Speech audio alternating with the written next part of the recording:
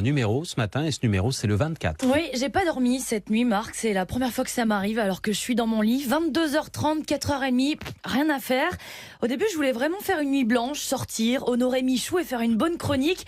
Je cherchais la nuit blanche festive et c'est celle où on cogite qui m'est tombée dessus. C'était la première fois, c'était cette nuit et c'était pour Kobe. Pourtant, je l'ai jamais vu mettre un panier à part quelques petits extraits sur internet.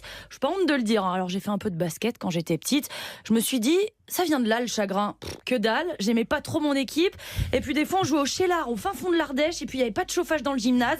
C'est là que moi et le basket, on s'est séparés. Non, ni la NBA au bout de la nuit, ni le basket en général.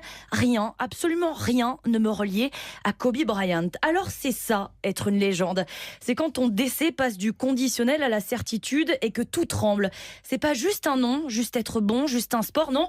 C'est plus, c'est au-delà. C'est pas une question de 30 000 points, pas question d'exemple ni de talent, non, il n'y a pas que ça. Comment on fait pour marquer l'histoire, pour être un géant? À quel moment ça se joue? À quoi ça tient? Alors il y a la franchise très certainement.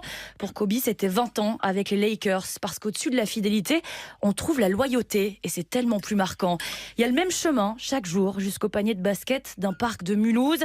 Il y a l'obsession, la beauté, la douleur, la beauté dans la douleur, le clair-obscur. Il y a la hargne, bien sûr, l'exigence, la détermination, sûrement l'audace surtout. Il y a mourir sans prévenir et partir trop tôt. Il y a la générosité qui flirte avec l'égoïsme. Il y a donc le jeu, beaucoup. Le jeu partout, le jeu tout le temps. Jouer toujours. C'est ça, être une légende comme Kobe Bryant.